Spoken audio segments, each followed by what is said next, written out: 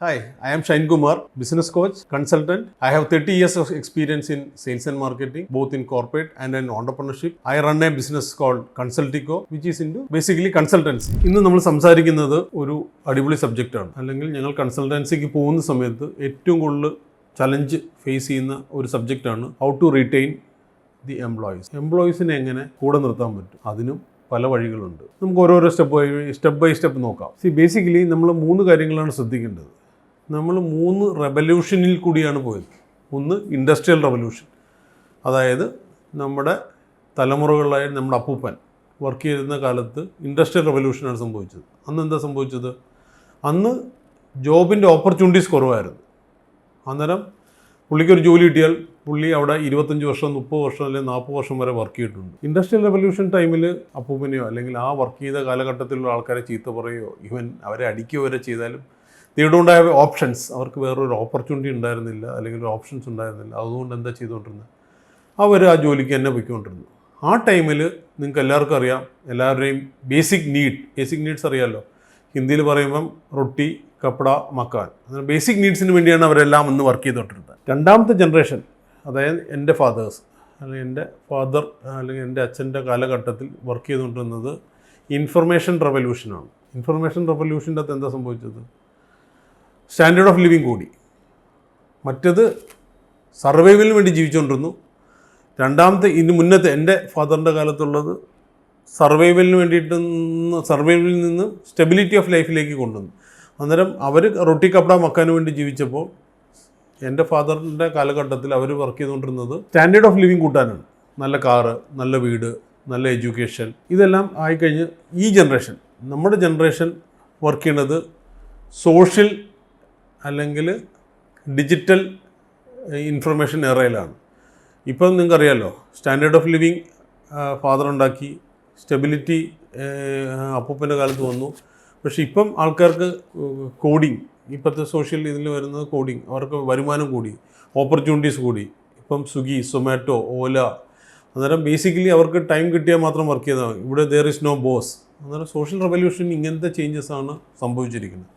അന്നേരം ഇന്നത്തെ കാലത്ത് റിട്ടൻഷൻ ഓഫ് ആൻ എംപ്ലോയി എന്നുള്ളത് വലിയൊരു കൾച്ചറിൻ്റെ ഭാഗമാണ്, മനസ്സിലായില്ല. അന്നേരം നമ്മുടെ ഒരു ഓർഗനൈസേഷൻ്റെ അകത്ത് കൾച്ചർ ഡിസൈഡ്സ് വെദർ അവർ നമ്മുടെ കൂടെ വർക്ക് ചെയ്യുമോ ഇല്ലയോ എന്നുള്ളത്.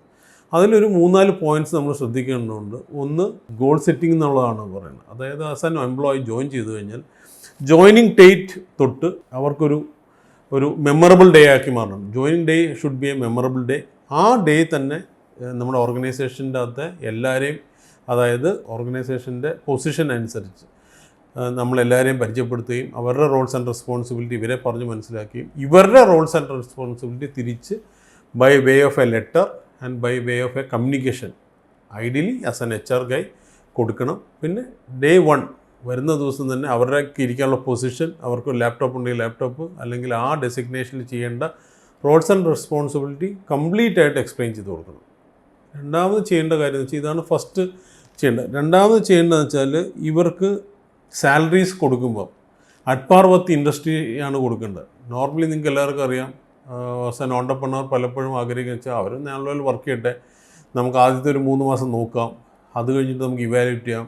അന്നേരം ഇവരും തിരിച്ചാണ് നോക്കുന്നത്, എനിക്കിവിടുത്തെ കാര്യങ്ങളൊന്ന് പഠിക്കാം, അന്നേരം ഈ ഒരു ഇൻഡസ്ട്രിയെക്കുറിച്ച് കൂടുതൽ പഠിച്ചിട്ട് എനിക്കൊരു ഓപ്പർച്യൂണിറ്റി വെളിയിൽ കിട്ടുകയാണെങ്കിൽ അവർ പോകണം എന്നുള്ളതായിരിക്കും എപ്പോഴും അവരുടെ മനസ്സിലുള്ളൂ. അന്നേരം point number 1, day 1 should be a memorable day.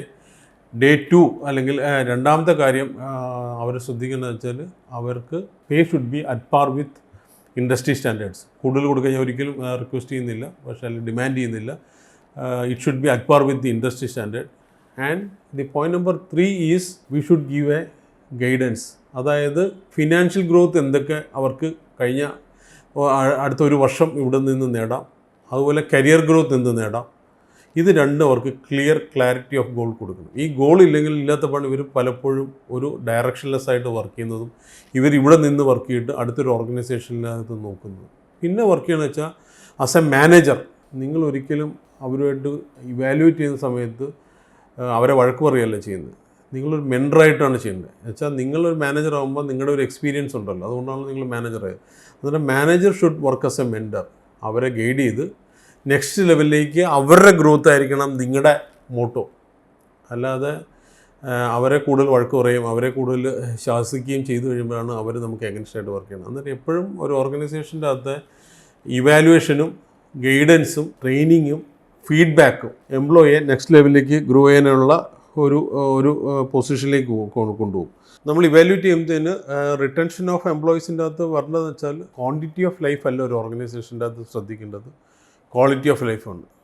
ഇതിൽ പലപ്പോഴും നമ്മൾ ഇവരെല്ലാവരും കാര്യങ്ങൾ നല്ലപോലെ ചെയ്യുന്നുണ്ടെങ്കിലും ഫിനാൻഷ്യൽ ഗ്രോത്തിനെ പറ്റി സംസാരിച്ചു, കരിയർ ഗ്രോത്തിനെ പറ്റി സംസാരിച്ചു, പിന്നെ വളരെ ഇമ്പോർട്ടൻ്റ് ആണ് കൾച്ചർ ഓഫ് ദി ഓർഗനൈസേഷൻ. ആ കമ്പനിയുടെ ഒരു നല്ല കൾച്ചർ, അതായത് പെർഫോമൻസ് ഉള്ള ആൾക്കാർക്ക് റെഗുലർലി റിവാർഡ്സ് ആൻഡ് റെക്കഗ്നേഷൻ. എപ്പോഴും നിങ്ങൾ ശ്രദ്ധിച്ചിട്ടുണ്ടാവും, നമ്മൾ ഈ ബാക്ക് ബെഞ്ചേഴ്സ് ആയിട്ടുള്ള കുട്ടികൾക്ക് റിവാർഡ്സ് ആൻഡ് റെക്കഗ്നേഷൻ വരുമ്പം അവരുടെ പെർഫോമൻസ് വേൾഡ് വൈഡ് നോക്കിയാൽ വളരെ ഹൈ ആണ്. അതായത് വേൾഡിൽ ഏകദേശം 2500ഓളം ബില്യനേഴ്സാണുള്ളത്.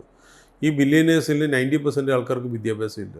അതുമാത്രമല്ല, ഈ 90% വിദ്യാഭ്യാസം ഇല്ലാത്ത ആൾക്കാരാണ് ബില്യനേഴ്സ്. അന്നേരം എഡ്യൂക്കേഷനാണ് ഇതൊരു കോൺട്രവേഴ്സ്യൽ ഡിസ്കഷനാണ്. പക്ഷേ ഞാൻ അങ്ങനെ ഒരു ടേം പറഞ്ഞത് എന്താ വെച്ചാൽ, ഈ റിവാർഡ് ആൻഡ് റെക്കഗ്നേഷൻ പല കമ്പനിയിലും മിസ്സിംഗ് ആണ്. അവർ ചോദിക്കുന്നത് വെച്ചാൽ നമ്മൾ നല്ല സാലറി കൊടുക്കുന്നില്ലേ, പിന്നെന്തിനാ ഇനി ഒരു extra reward. Basically that will help the employees to raise their bar. അവരൊരു ബാർ പോലെ വർക്ക് ചെയ്യുന്നുണ്ടെങ്കിൽ നമ്മൾ ഓട്ട മത്സരത്തിന് കാണുന്ന പോലെ അവരവരുടെ ബാർ റേസ് ചെയ്യുന്നത് കാണാൻ പറ്റും. എന്നാൽ എപ്പോഴും എംപ്ലോയീസിന് നല്ലൊരു കൾച്ചർ കൊടുക്കണം, റിവാർഡ്സ് ആൻഡ് റെക്കഗ്നേഷൻ വരണം, ക്വാളിറ്റി ഓഫ് ലൈഫ് കൊടുക്കണം. ഇതാണ് നമ്മുടെ ഈ തേർഡ് ജനറേഷൻ, നമ്മളിപ്പോൾ മൂന്നാമത്തെ ജനറേഷനാണ് പോകുന്നത്. Survival, stability of life. Now people are looking for not quantity of life but quality of life. So make sure that you have all these elements. ഞാൻ ഈ പറഞ്ഞ എല്ലാ എലിമെൻറ്റ്സും നിങ്ങളുടെ ഒരു ഓർഗനൈസേഷനിൽ കൊണ്ടുവന്നാൽ നിങ്ങളുടെ എംപ്ലോയീസ് പുറത്തോട്ട് പോകാതെ അകത്തോട്ട് നോക്കി തന്നെ വർക്ക് ചെയ്യുകയും നിങ്ങൾക്ക് നല്ല റിസൾട്ട്സ് തരികയും ചെയ്യും. നമ്മൾ എംപ്ലോയി റിട്ടൻഷനെ പറ്റി സംസാരിക്കുമ്പോൾ എല്ലാ ഓൺടർപ്രണേഴ്സും സംസാരിക്കുന്ന കാര്യമാണ്. ഇവരെ ഞാൻ 3 വർഷമായിട്ട് ട്രെയിനിങ് പ്രോഗ്രാം ചെയ്തു, ഒരുപാട് ലേണിങ്സ് ഉണ്ടായി, ഒരുപാട് ഇൻവെസ്റ്റ്മെൻറ്റ് ചെയ്തു. പക്ഷേ നമ്മളൊരു കാര്യം ശ്രദ്ധിക്കേണ്ടത് വെച്ചാൽ, ഇന്നത്തെ തലമുറയിൽ നമ്മുടെ കുട്ടികൾ നമ്മൾ പറഞ്ഞാൽ കേൾക്കുന്നുണ്ടോ? ഈവൻ മാരേജസ്, വെദർ അത് ലോങ് ലാസ്റ്റിംഗ് ആയിട്ടുണ്ടോ? പഴയ പോലെ 20 വർഷം 25 വർഷമാണ് പണ്ടത്തെ ഒരു കാലാവധിയെങ്കിൽ ഇപ്പോൾ അത് വളരെ ഷോർട്ടിലേക്ക് പോയി ഈ കാലഘട്ടത്തിൽ. അത് നമ്മളൊരിക്കലും ആഗ്രഹിക്കാൻ പറ്റില്ല നമ്മുടെ എംപ്ലോയീസ് ഇതുപോലെ വർക്ക് ചെയ്യണമെന്ന്. പക്ഷേ വർക്ക് ചെയ്യാനുള്ള ഒരു സാഹചര്യം തീർച്ചയായിട്ടും ഉണ്ടെങ്കിൽ അവർ നമ്മുടെ കൂടെ വർക്ക് ചെയ്യും. 2 കാര്യം കൂടെ പറയാം. ഒന്ന്, റോൾ ക്ലാരിറ്റിയാണ്. അവർ ചെയ്യേണ്ട റോളിനെ പറ്റി നല്ലൊരു ക്ലാരിറ്റി ഉണ്ടാവണം. പിന്നെ ഗോളാണ്, അവർ എന്താണ് അച്ചീവ് ചെയ്യേണ്ടതെന്നും അത് അച്ചീവ് ചെയ്യുമ്പോൾ അവർക്ക് എന്താ ബെനിഫിറ്റ് എന്നുള്ളതും ആണ്. നമ്മൾ role clarity and goal clarity കൊടുക്കണം. വേറൊരു ഇമ്പോർട്ടൻറ്റ് കാര്യം എന്താ വെച്ചാൽ, നമ്മളൊരു ഇഷ്യൂ വരുന്ന സമയത്ത് ഓർഗനൈസേഷൻ്റെ അകത്ത് എംപ്ലോയീസ് വർക്ക് ചെയ്യുമ്പോൾ ഇഷ്യൂസ് ഉണ്ടാവും, നാച്ചുറലാണ്.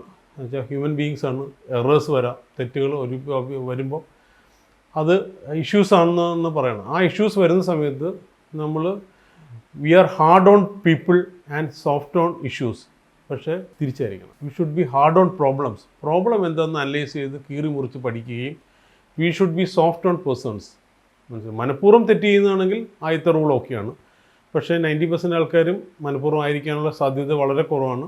അതിന് നമ്മൾ ചെയ്യുന്ന വേറൊരു പ്രത്യേകതയുണ്ട്. PMS എന്നാണ് പറഞ്ഞത്, പെർഫോമൻസ് മാനേജ്മെൻറ്റ് സിസ്റ്റം. എവരി ക്വാർട്ടറിൽ നമ്മളൊരു PMS പരിപാടി ചെയ്യണം, which is performance management system on their personal role and their official role. Personally how they behave with our organization and ഓർഗനൈസേഷനിൽ നമ്മുടെ ഗോൾസ് ആൻഡ് കൾച്ചർ അവർ ഫോളോ ചെയ്യുന്നുണ്ടോ എന്നുള്ളതാണ് ഈ ഒരു ഇതിൽ കൂടി നടക്കുന്നത്. പിന്നെയുള്ളത് വെച്ചാൽ ഇവരുടെ ആസ്പിറേഷൻസ് നമ്മൾ പഠിക്കേണ്ട വളരെ അത്യാവശ്യമാണ്. അതായത് ഒരു ഓർഗനൈസേഷൻ്റെ അകത്ത് വന്ന് ജോയിൻ ചെയ്യുമ്പം നിങ്ങൾ ഡേ 1 തൊട്ട് ചോദിക്കേണ്ടത് വെച്ചാൽ വാട്ട് ഈസ് ആസ്പിറേഷൻ, എന്ത് ആസ്പിറേഷനിലാണ് അല്ലെങ്കിൽ എന്ത് ആഗ്രഹത്തിലാണ് അവർ നമ്മളുമായിട്ട് അസോസിയേറ്റ് ചെയ്തത്. എന്നാൽ ആ ആസ്പിറേഷൻ അച്ചീവ് ചെയ്യാൻ പറ്റുന്ന രീതിയിൽ ലേണിങ്സും അതുപോലെ തന്നെ ഗൈഡൻസും കൊടുത്തു കഴിഞ്ഞാൽ എംപ്ലോയീസ് പോയില്ലെന്നുള്ളതാണ് എൻ്റെ കഴിഞ്ഞ 30 വർഷത്തെ സെയിൽസ് എക്സ്പീരിയൻസിൽ ഞാൻ മനസ്സിലാക്കിയ science. Thank you so much. Signing off, Shine Kumar.